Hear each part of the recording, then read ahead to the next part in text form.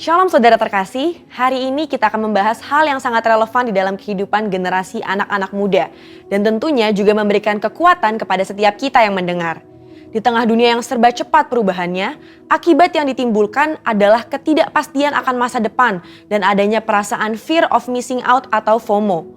Inilah yang seringkali saya tanyakan pada diri saya sendiri sebagai anak muda. Nanti ke depannya bagaimana ya hidup saya? Apakah akan berjalan baik? Apakah saya bisa memenuhi kebutuhan sehari-hari? FOMO ini adalah perasaan gengsi atau merasa kurang update dengan kejadian-kejadian yang berubah setiap hari. Bagaimana kita bisa lepas dari perasaan-perasaan ini dan mengalami kemenangan di dalam kehidupan? Dalam edisi Voice of Pentecost kali ini, kita akan membahas tentang dalam Yesus ada kepastian.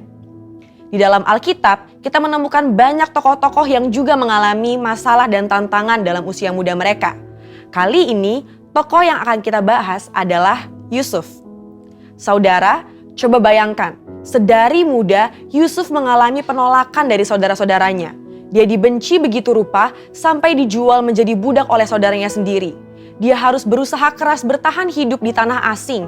Sesudah dipercaya menjadi kepala rumah oleh Potifar, dia difitnah dan harus masuk penjara bertahun-tahun sebelum janji Tuhan digenapi dalam hidupnya. Lalu, apa yang bisa kita pelajari dari kehidupan Yusuf?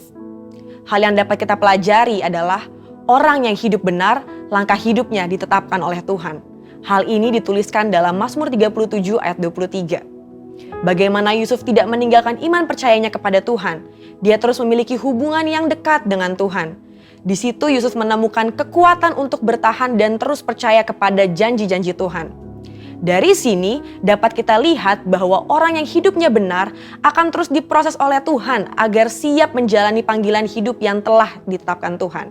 Selanjutnya, yang dapat kita pelajari bahwa Yusuf bisa saja khawatir dan ketakutan akan masa depannya. Tetapi Yusuf mengerti Allah lah yang membuat segalanya menjadi baik. Saudara, kalau saya jadi Yusuf, saya bisa menjadi stres hingga depresi. Bagaimana tidak? Dari kecil sudah dibuang oleh saudara sendiri, menjadi budak di tanah asing, lalu difitnah dan dipenjara. Di kacamata manusia, masa depan Yusuf itu suram dan tidak ada harapan lagi. Tetapi disitulah letak iman bekerja.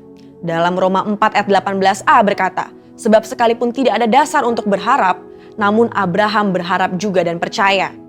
Hari ini, di tengah masalah dan tantangan yang ada, kita perlu memiliki hubungan yang erat dengan Tuhan dan terus percaya kepadanya bahwa manusia bisa mereka-rekakan yang jahat, tetapi Tuhan sanggup mengubah menjadi kebaikan bagi kita semua.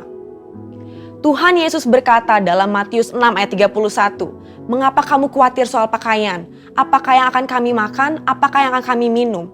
Perkataan Tuhan Yesus sangat relevan dengan generasi muda dan kita semua hari-hari ini. Bukankah ini yang dikhawatirkan oleh anak-anak muda sekarang? Bisa tidak ya saya mendapat pekerjaan? Bisa tidak ya saya mencukupi kebutuhan sehari-hari saya? Justru seharusnya generasi muda yang hidupnya di dalam Tuhan memiliki optimisme dan kepercayaan penuh kepada Tuhan bahwa Dia sanggup memelihara kita bahkan di tengah kondisi kekeringan sekalipun.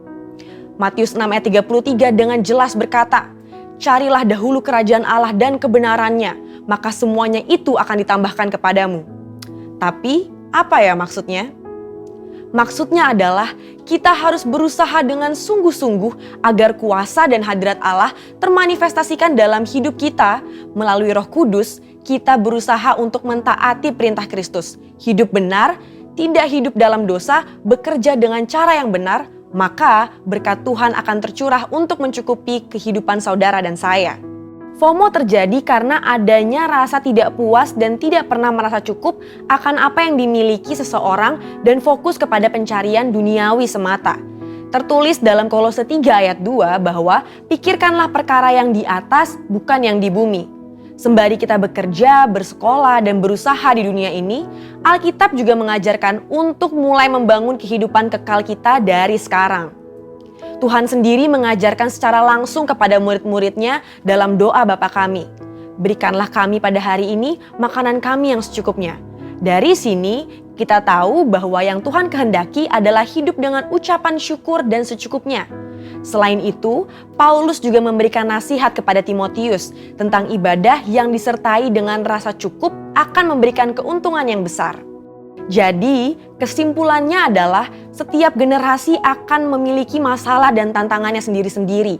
Tetapi janji firman Tuhan adalah ya dan amin bagi semua orang yang percaya. Sekalipun janji Tuhan tampaknya belum digenapi, kita belajar untuk terus berharap hanya kepada Tuhan Yesus sesuai dengan firman-Nya. Di dalam Tuhan Yesus ada kepastian mengenai masa depan kita di tengah dunia yang serba tidak pasti. Bagian kita adalah berpegang terus pada firman yang Tuhan perintahkan. Saudara, untuk penjelasan lengkapnya dari tim teologi kami, silahkan klik link yang ada di atas atau scan QR Code yang tersedia. Tuhan Yesus memberkati.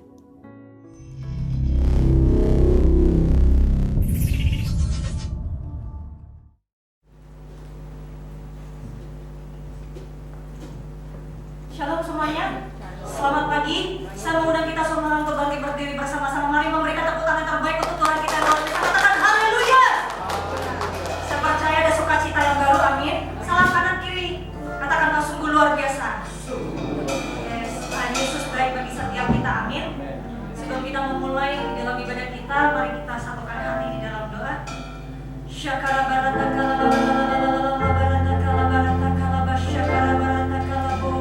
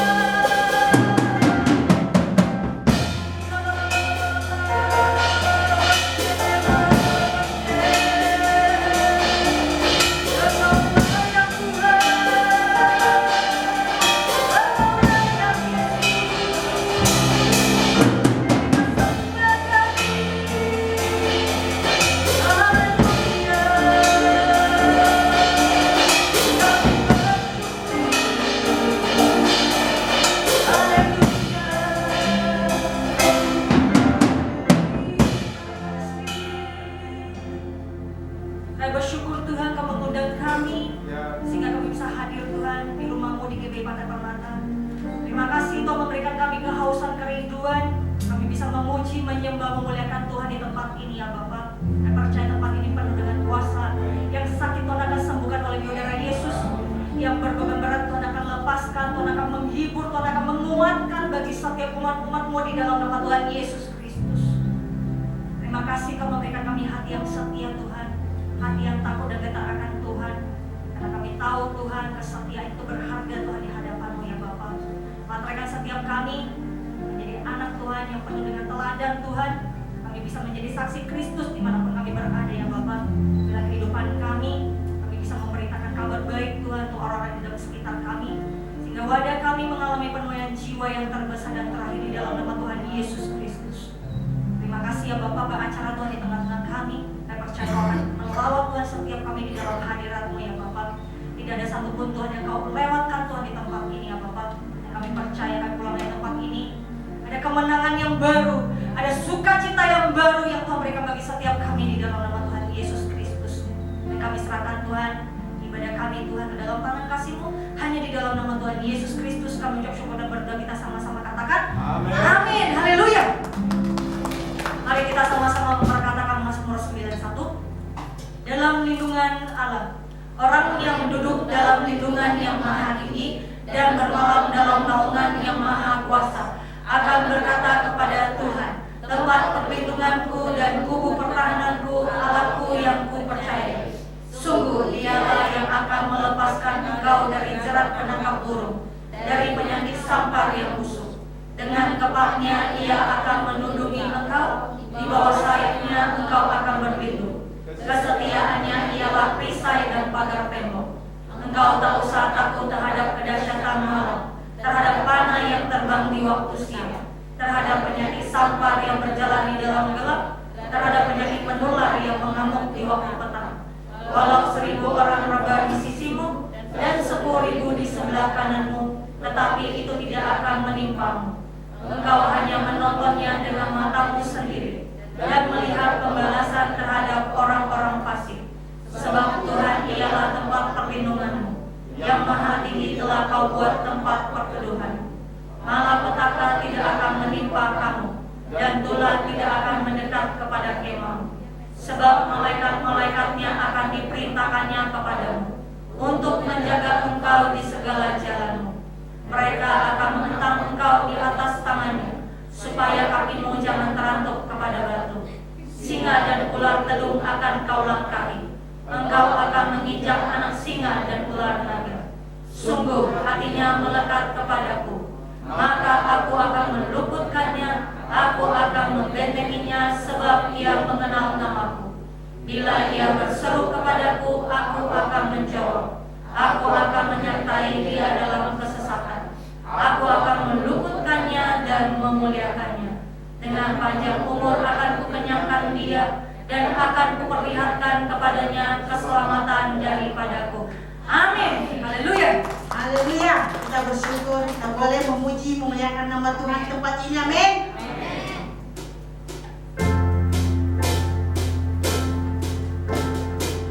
Biar bumi akan berlalu, biar bulan tak bercahaya lagi, biar langit akan bergoncang, matahari tak bersinar lagi, tetapi hatiku tak pernah ingkar janji,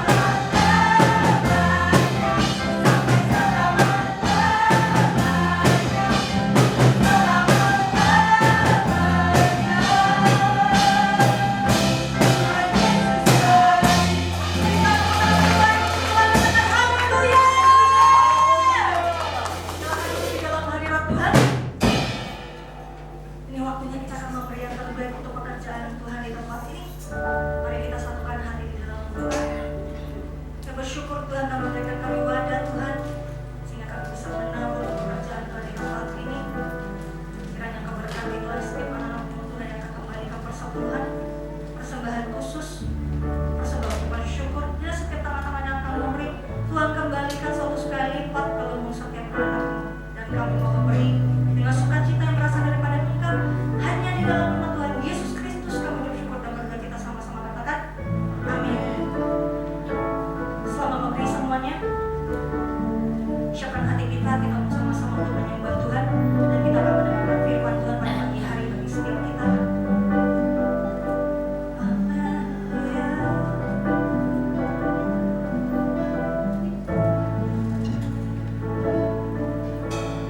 Kasih-Mu layakkan seluruh hidupku,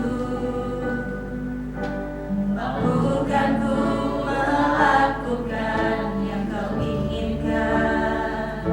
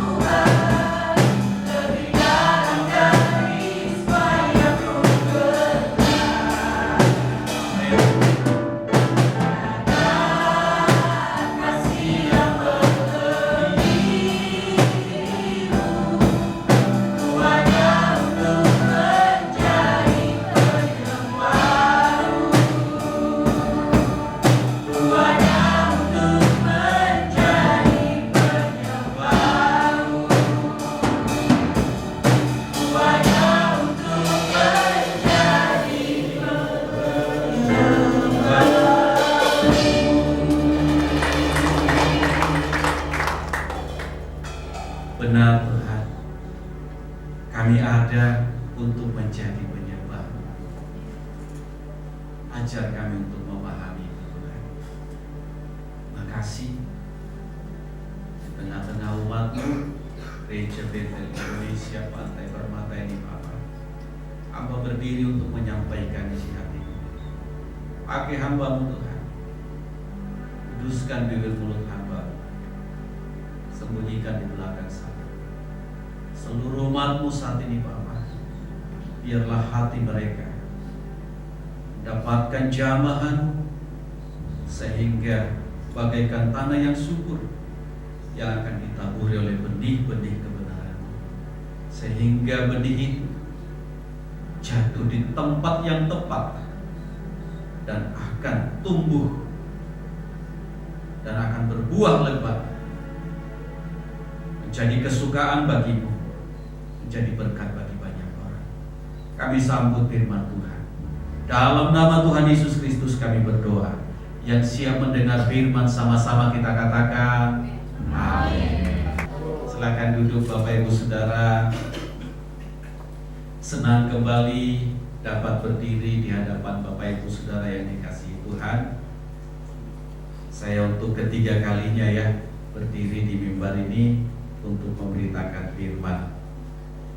Bapak Ibu Saudara, ya mungkin masih ada yang belum kenal, saya Pendeta Asi Pamondian Utasoid.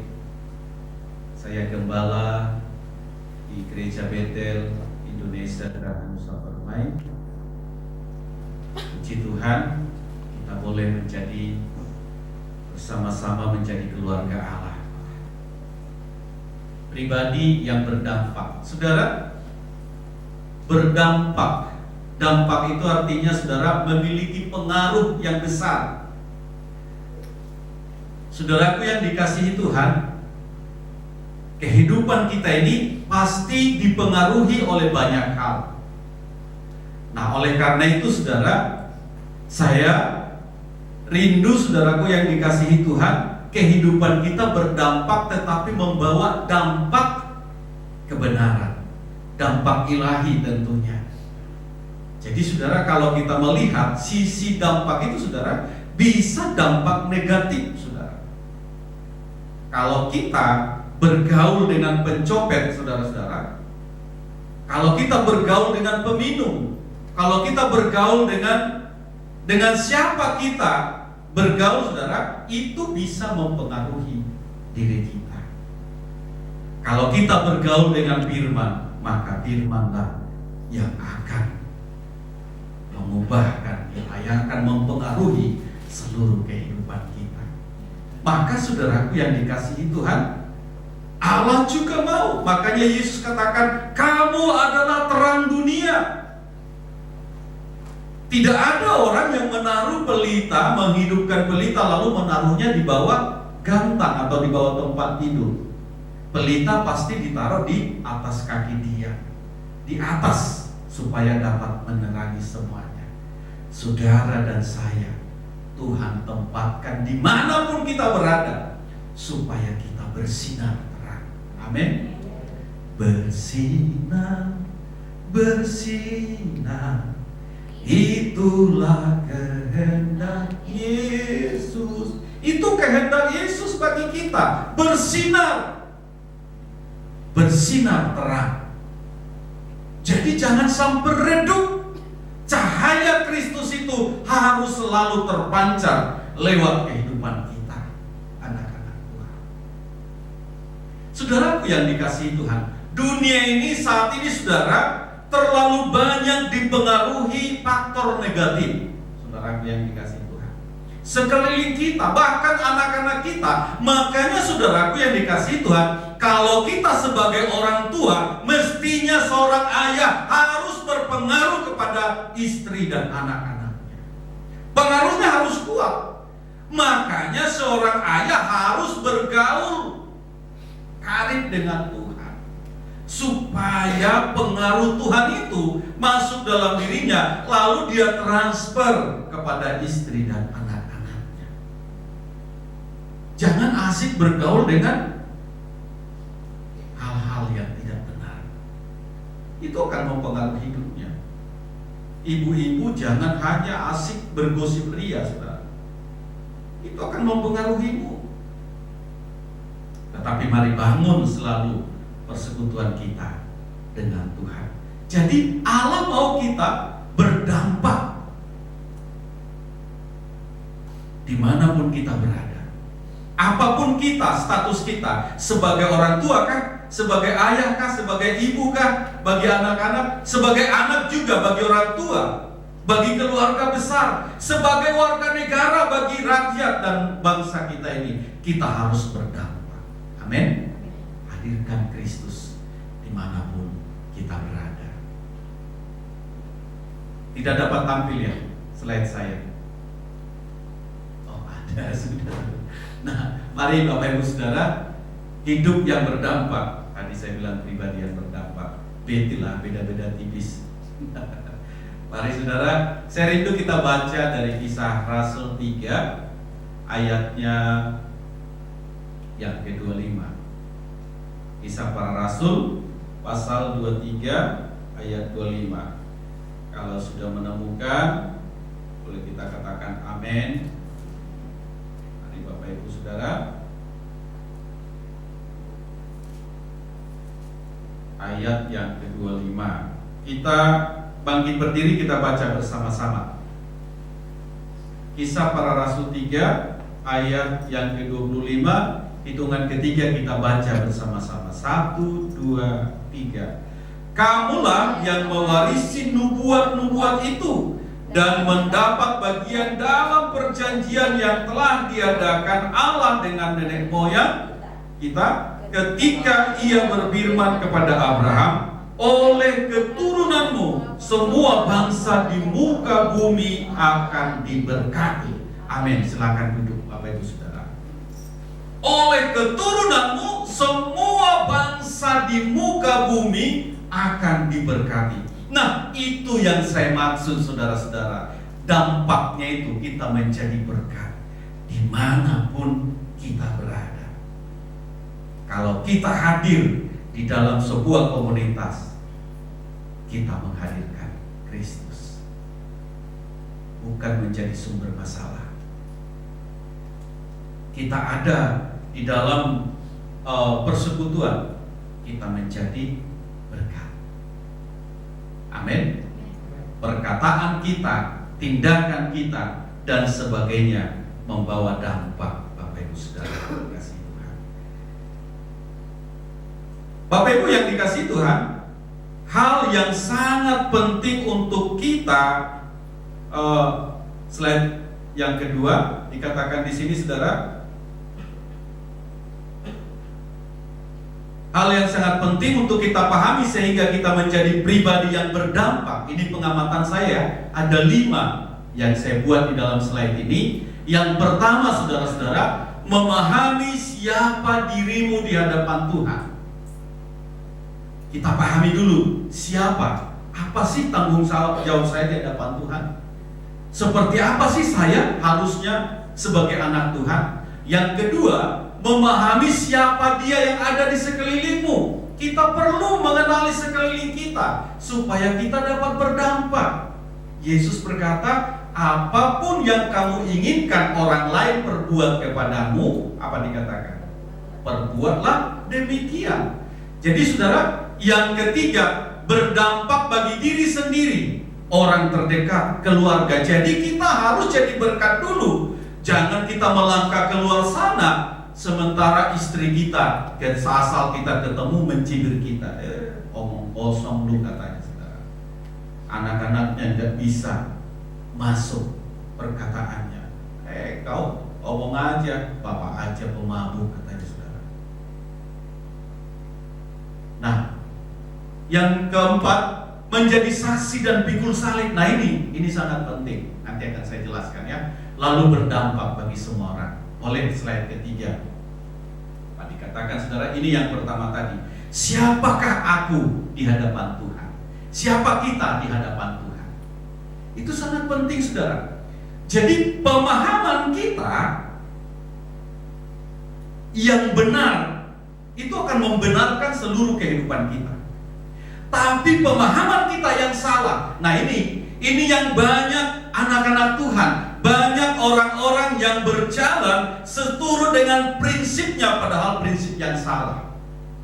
Dia sedang berjalan menuju kepada kebinasaan.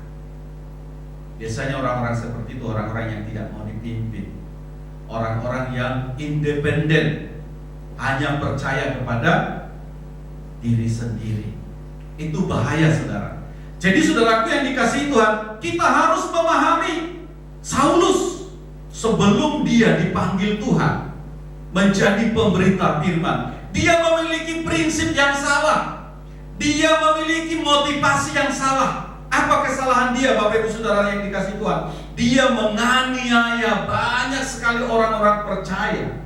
Bahkan oleh perintah dia, maka Stefanus, pemberita firman itu, mati dirajam. Dia dari kota yang satu ke kota yang lain, dia menganiaya. Karena dalam prinsip dia nggak boleh ini kekristenan ini maju. Karena dia kebenarannya hanya Yudaisme atau agama Yahudi yang benar, di luar itu salah. Ini nggak boleh, jadi dihukum juga, dibinasakan juga nggak apa-apa. Sama seperti paham kelompok tertentu yang menyatakan darahnya halal, saudara. Itu ketika memiliki prinsip yang salah, maka salahlah seluruh tindakannya. Tetapi ketika dia mengalami perjumpaan dengan Tuhan, hal itu dijelaskan di dalam Kisah 9 ayat 4-5. Nanti baca di rumah saja, saya akan biar cepat. Saudara, ketika Saulus mengalami perjumpaan dengan Tuhan, Yesus berkata, "Saulus, Saulus, mengapa engkau menganiaya?" Sampai 3 kali Tuhan berkata. Lalu Saulus tersungkur. Dia berkata, "Siapakah engkau Tuhan?" "Akulah Yesus yang engkau aniaya." Seketika itu Saulus menjadi buta. Dia tidak dapat melihat. Sampai pada akhirnya Tuhan memulihkan dia. Ketika dia sudah menyadari bahwa segala sesuatu yang dilakukannya dahulu adalah salah, dia kembali perbaiki motivasinya. Dia kembali memperbaiki tujuan hidupnya. Lalu dia menjadi pelayan Tuhan. Dia menangkan jiwa di kota A. Setelah itu dia bangun tubuh Kristus. Dia pindah ke kota B. Dia pindah ke kota yang lain, ke kota yang lain. Sampai banyak gereja yang didirikan oleh Rasul Paulus. Saulus tadi nama dia berjadi diganti Paulus. Jadi Bapak Ibu Saudaraku yang dikasihi Tuhan, apa statement dia? Apa yang dahulu kuanggap sebuah kehormatan, kuanggap sampah, pengenalan akan Tuhan melebihi dari segalanya. Lalu dikatakannya, aku berlari.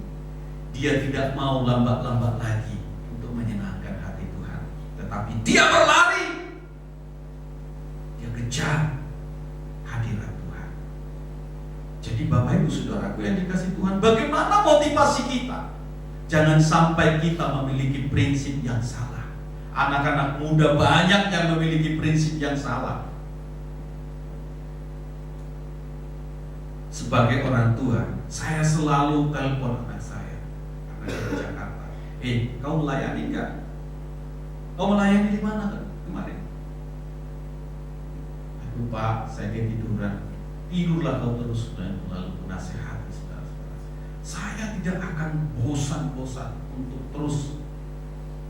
Ketika dia memiliki statement-statement, wah ini kayaknya udah mulai jauh, lalu saya akan ajak video call, saya akan ajak berdoa, saya akan jelaskan, saya luruskan kembali supaya dia kembali di jalan yang benar.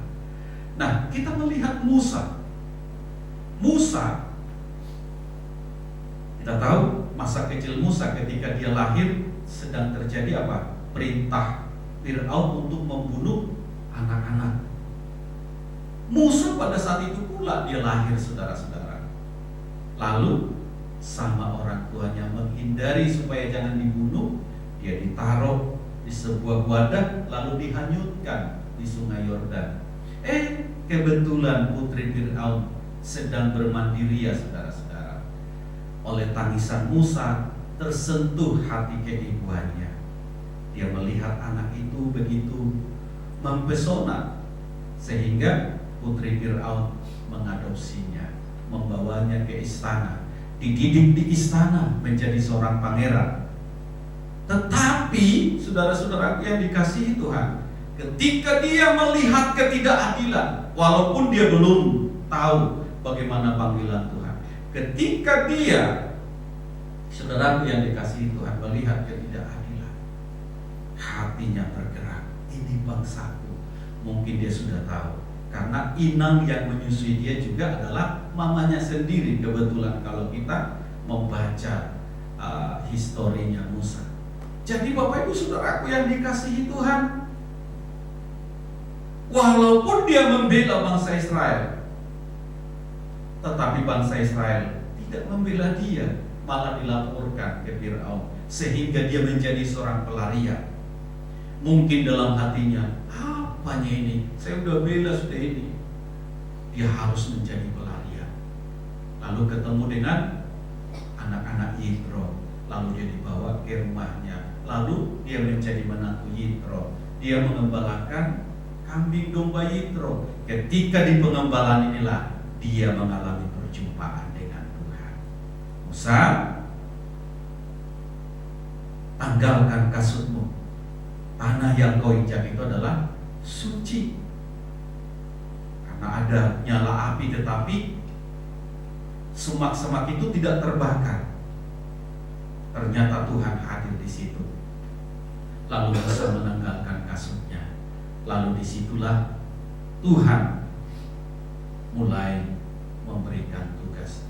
Ketika dia sudah menyadari bahwa penyertaan Tuhan menyertai dia, nah, dia luar biasa. Dia membawa dampak yang luar biasa, membebaskan bangsa Israel sampai akhirnya mereka keluar.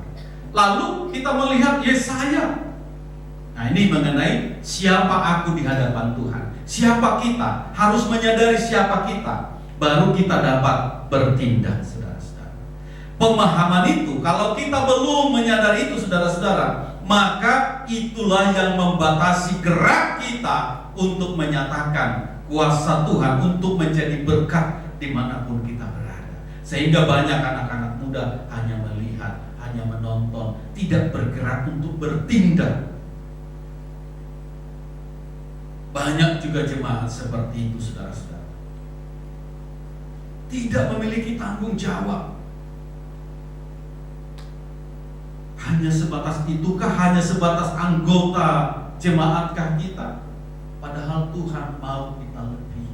Tadi pujian kita, dan ku ingin mengenalmu Tuhan lebih dalam dari semua yang ku kenal. Tiada kasih yang melebihimu, ku ada untuk menjadi penyembahmu. Jadi kalau kita menyadari kita ada untuk penyembah, harusnya kita bertindak. Setiap gerakan kita, setiap tindakan kita, itu adalah penyembahan bagi Tuhan, dan harus menyenangkan hati Tuhan, bukan menyenangkan pribadi kita. Kalau kita menyenangkan hati Tuhan, diri kita pun pasti akan dipuaskan. Amin.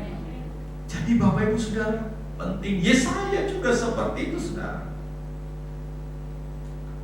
Setelah malaikat itu mengambil bara, lalu menyentuhkan ke bibir Yesaya, menguduskan, mentahirkan.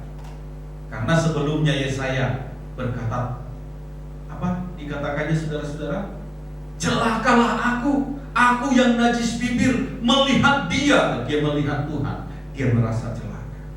Tetapi malaikat itu menyentuhkan bara api ke bibirnya, menguduskannya. Lalu apa kata Yesaya? Sejak itu dia berkata, ini aku, utuslah dia. Salah ya? Ini aku, utuslah utuslah aku, saudara-saudara, bukan dia. Seringkali anak-anak Tuhan seperti itu. Ini aku, utuslah dia. Tanggung jawab dikasih sama orang, tapi tanggung jawab harus berhenti sama kita. Amin. Harus berhenti sama kita. Dimulai dari diri kita. Kalau terang kita sudah bersinar, itu sudah mempengaruhi. Yakinlah, semua akan menjadi terang benderang. Amin. Tidak ada lagi kegelapan.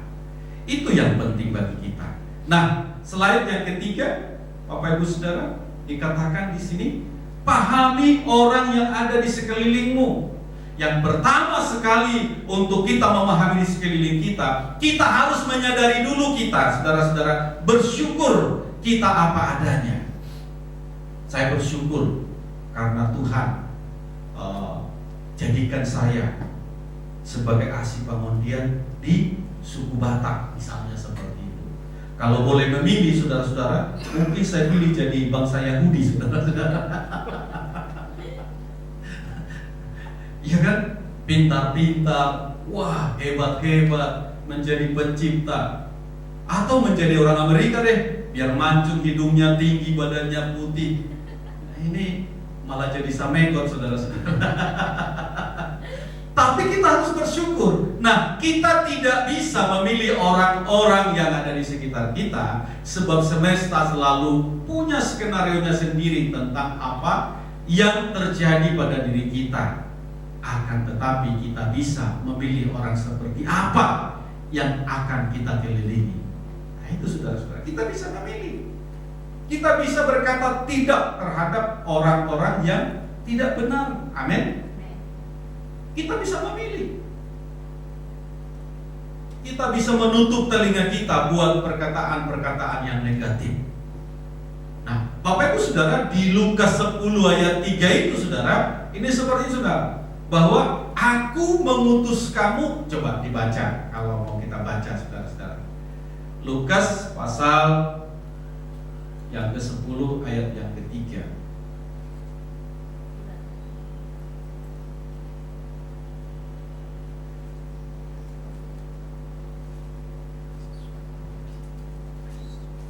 Tadi malam saya melayani di sebuah perkumpulan.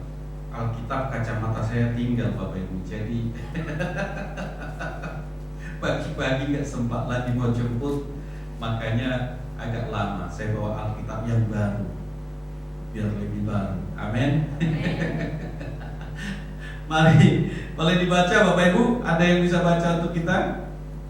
3, 2, ya.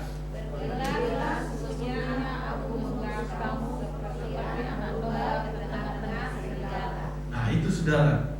Jadi kita harus memahami di sekeliling kita itu banyak serigala, saudara-saudara. Amin.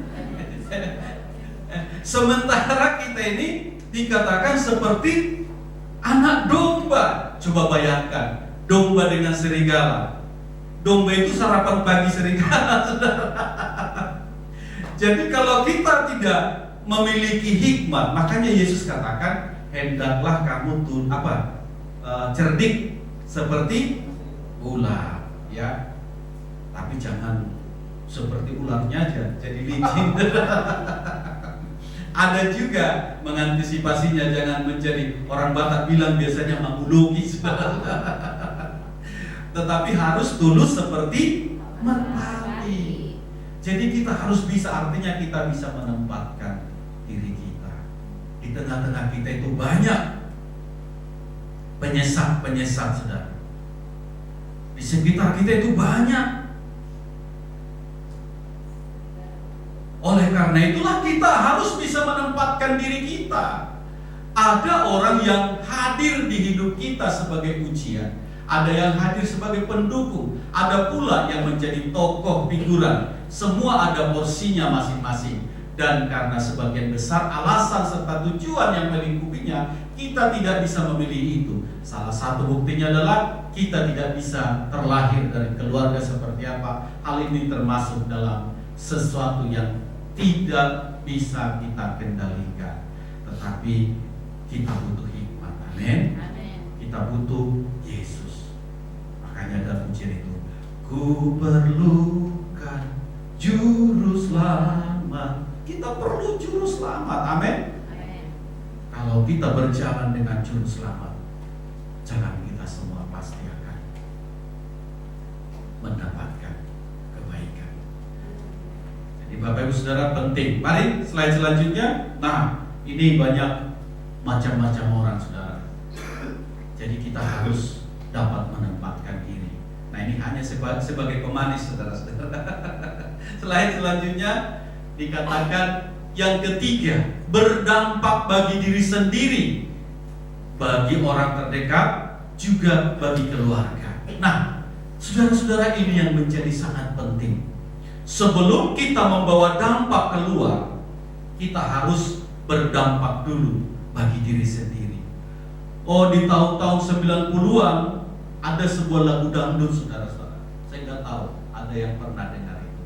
Mabuk lagi, mabuk lagi, judi lagi, judi lagi. Bagaimana kau menyayangiku, sedang dirimu tak kau sayangi. Kira-kira. Jadi saudaraku yang dikasih Tuhan, harus kita dulu, amin. Kita mau istri kita diberkati, berdampak, kita mau dia juga mengikut jalan yang kita lalui, kita harus diubahkan dulu.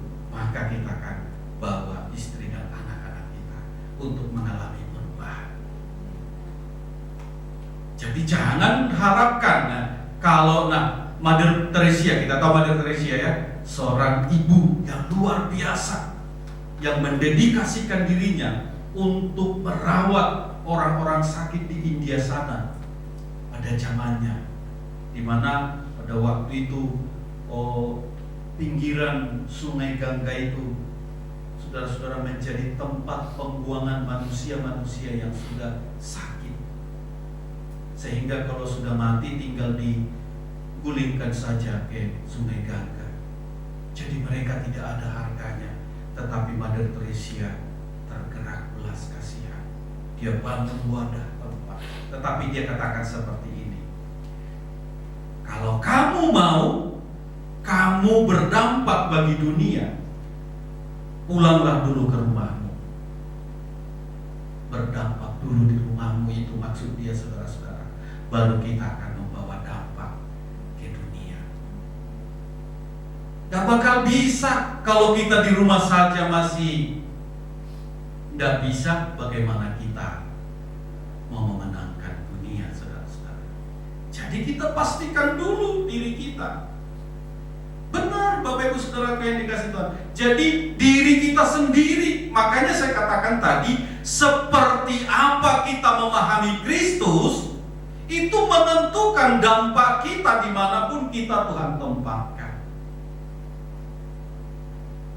Hosea, Tuhan peringatkan dengan berkata, umatku binasa karena tidak mengenal Aku. Apakah bangsa Israel tidak memuliakan Tuhan? Apakah mereka tidak membawa korban? Terus mereka bawa korban, tetapi membawa korban bukan karena mengenal Tuhan, sehingga dirinya tidak berubah. Dia kirain dia bisa menyogok Tuhan. No. Banyak anak Tuhan seperti itu, saudara. Kita kirain dengan kita datang beribadah menghapus dosa kita. Tidak, saudara-saudara. Karena memang harus kita hidupi kebenaran itu. Bapak Ibu Saudaraku yang dikasihi Tuhan, di dalam Mazmur 128 itu mengisahkan bagaimana seorang laki-laki yang takut akan Tuhan. Di situ dikatakan, istrinya seperti pokok anggur yang subur. Wow.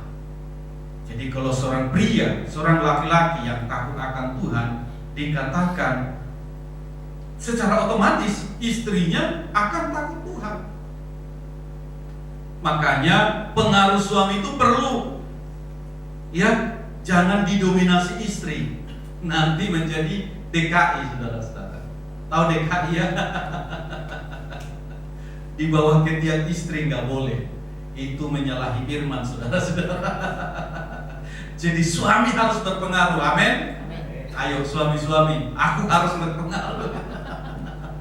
Tapi pengaruhnya yang benar, ya, bukan pengaruh mabuk, saudara-saudara yang dikasihi Tuhan.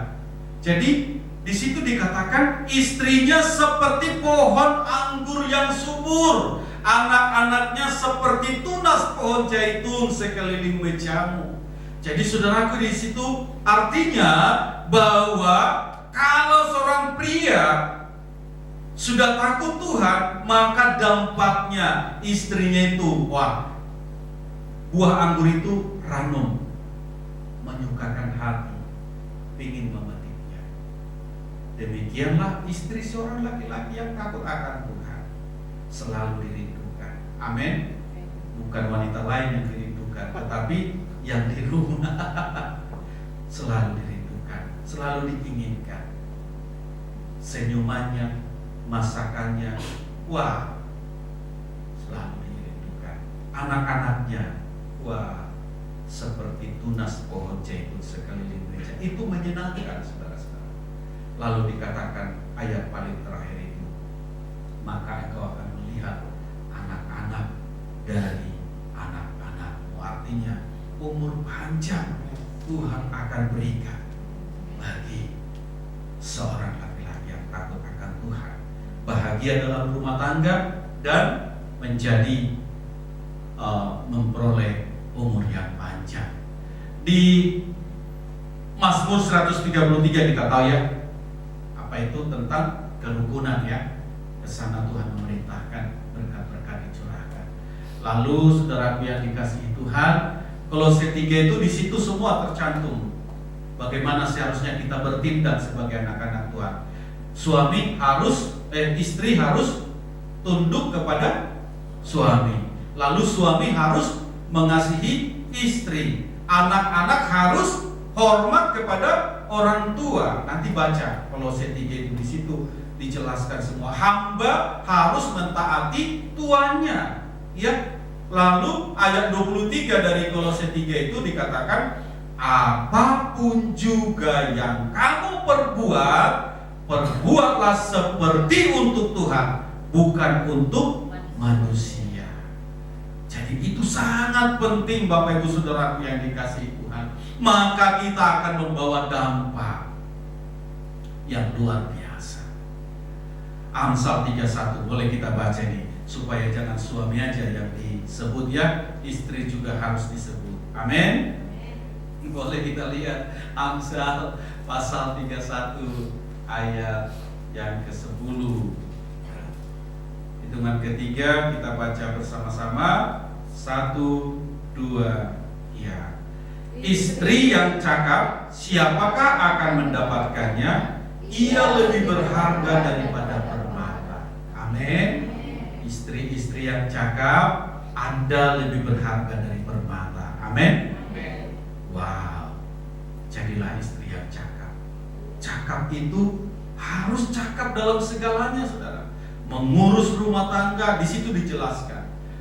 Orang masih tidur, dia sudah bangun mempersiapkan segala sesuatunya. Di musim dingin, dia duduk untuk kegiatan perempuan. Seperti menjahit, membuat sal untuk baju penghangat, saudara-saudara. Dia pastikan seluruh seisi rumah itu harus hangat di musim dingin.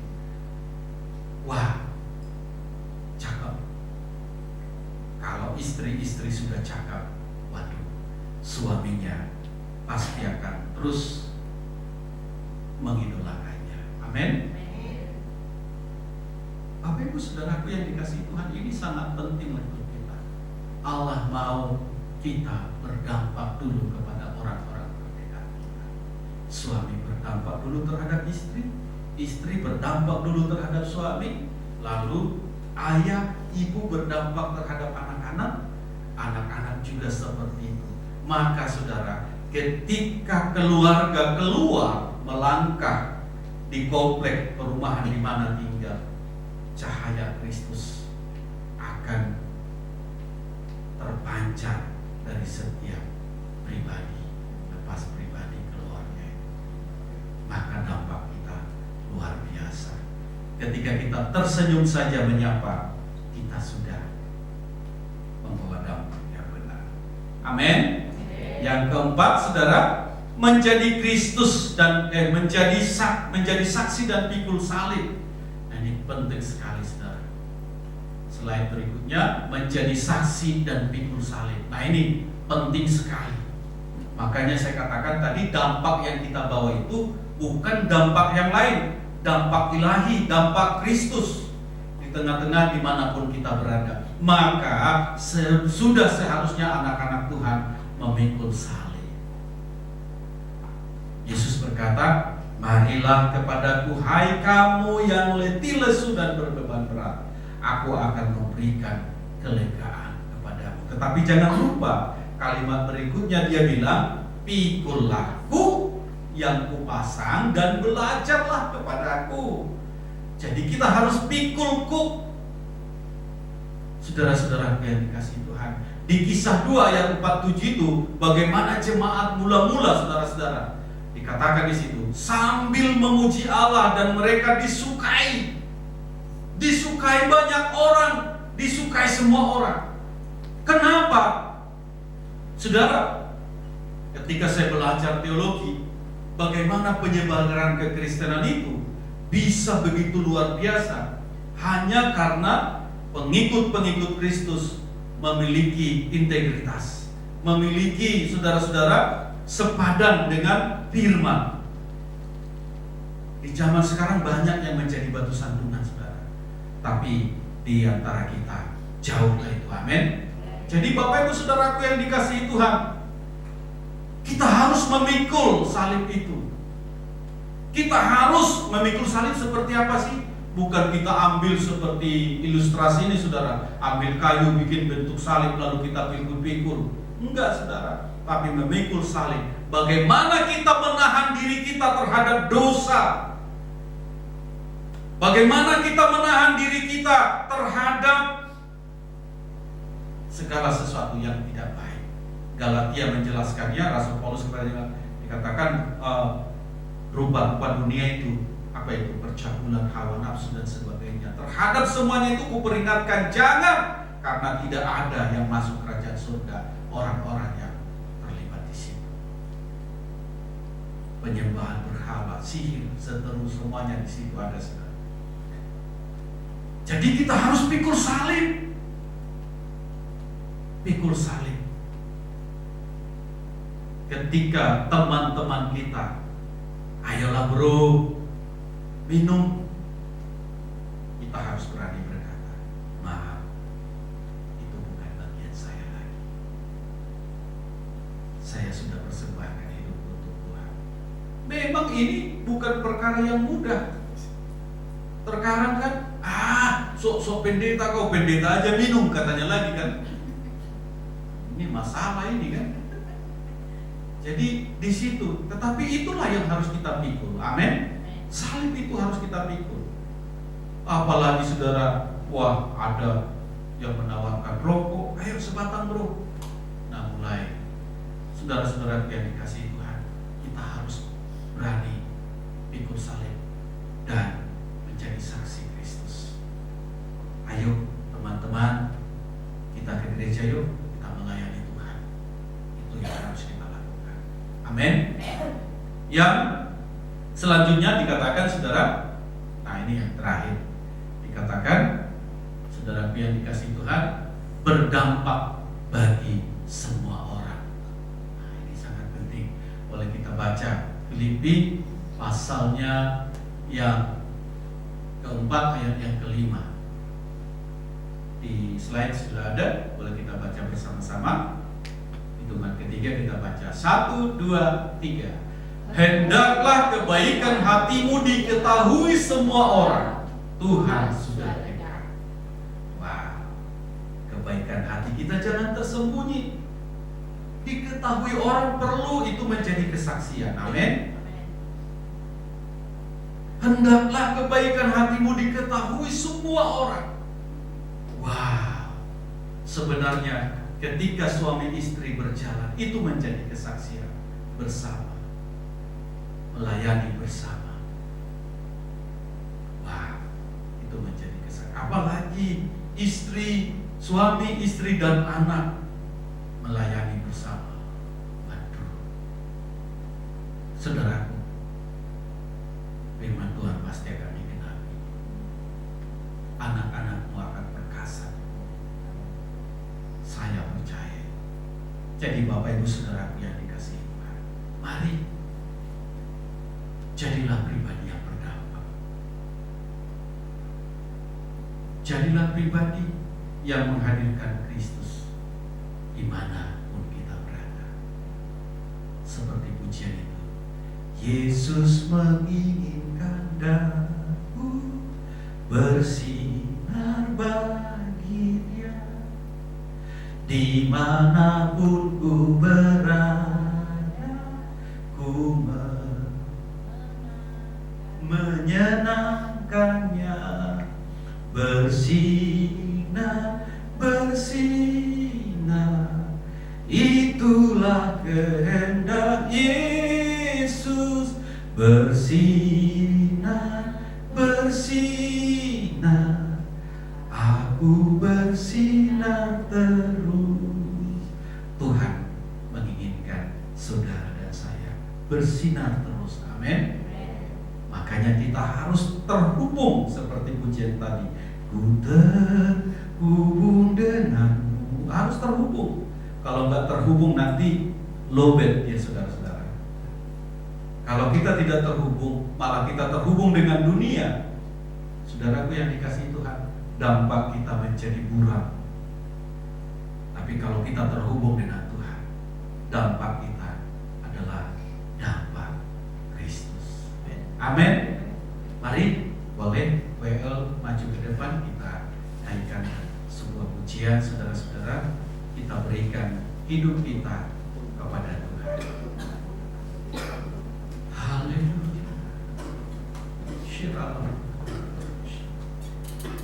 Ini kerinduan kami Tuhan. Kami berikan hidup kami.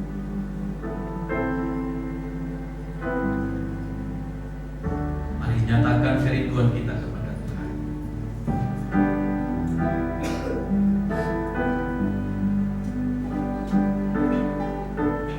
Sama-sama.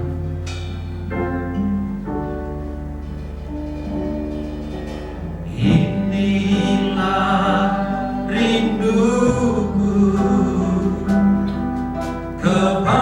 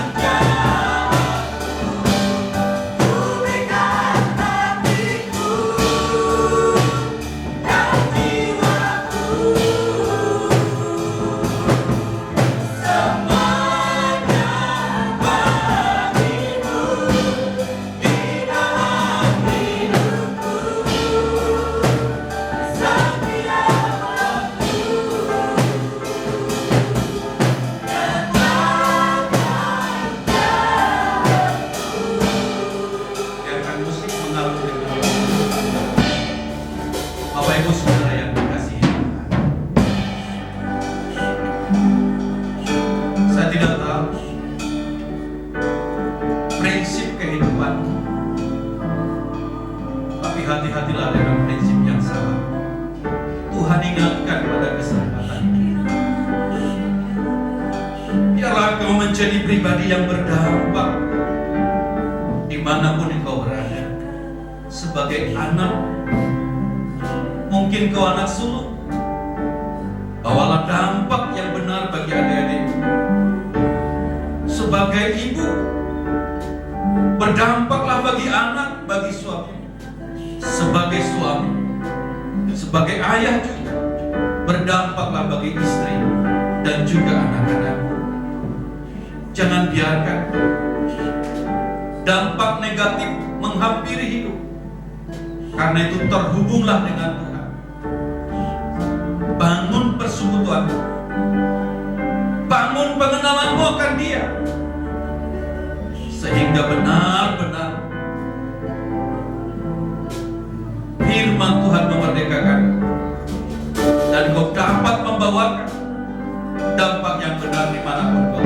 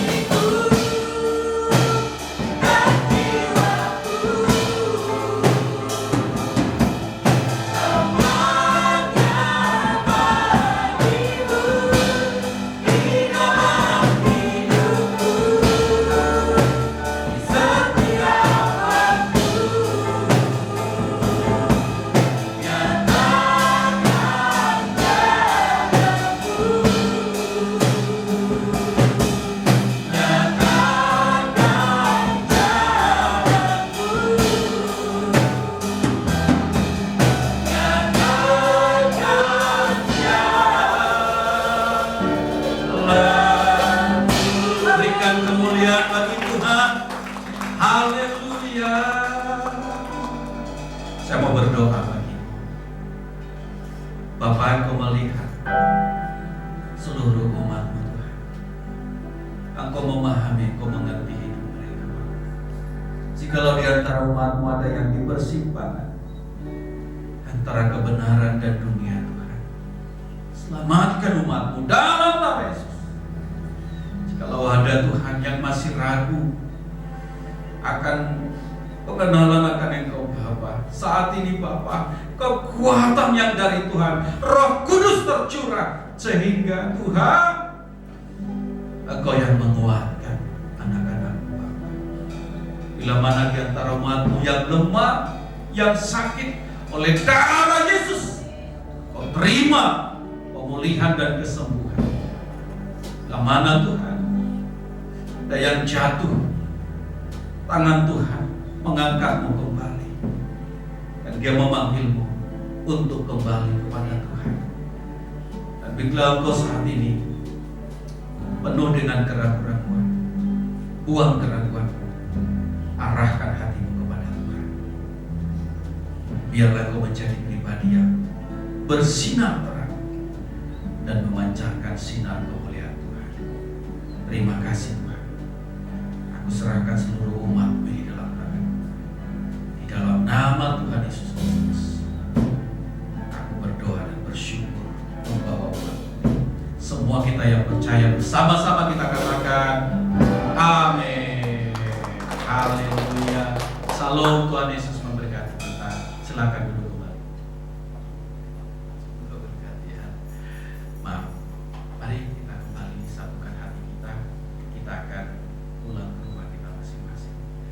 Terima kasih Bapak. Awal, pertengahan sampai saat ini kami akan mengakhiri ibadah raya ini Bapak. Kami bersyukur buat seluruh lawatan, pujian, penyembahan, pengagungan kami, biarlah itu menyenangkan Engkau Bapa. Persembahan umat-Mu, biarlah itu menjadi dupa yang harum, dan Kau Allah yang mengembalikan berlipat kali ganda Bapa.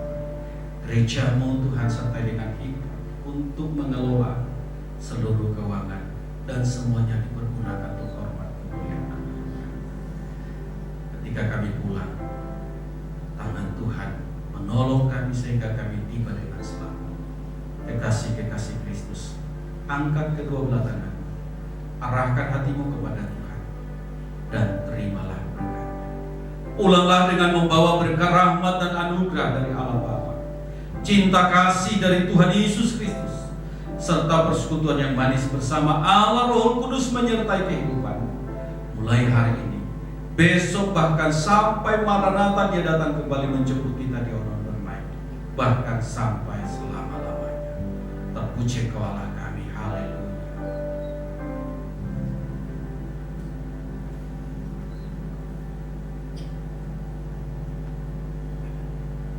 Saya percaya pada pagi hari ini ada sesuatu yang luar biasa yang akan Tuhan berikan bagi setiap kita. Dalam sepanjang minggu yang akan datang, perlindungan Tuhan sempurna bagi setiap kita, baik kami yang bekerja, baik kami yang usaha, baik pendidikan setiap adik-adik kami. Kami percaya perlindungan Tuhan sempurna untuk sepanjang minggu yang akan datang. Terima kasih ya Tuhan buat berkat-Mu, kebaikan-Mu, dan kemurahan-Mu. Kami serahkan Tuhan kehidupan kami ke dalam tangan kasih-Mu. Hanya di dalam nama Tuhan Yesus Kristus kami ucap syukur dan berdoa kita sama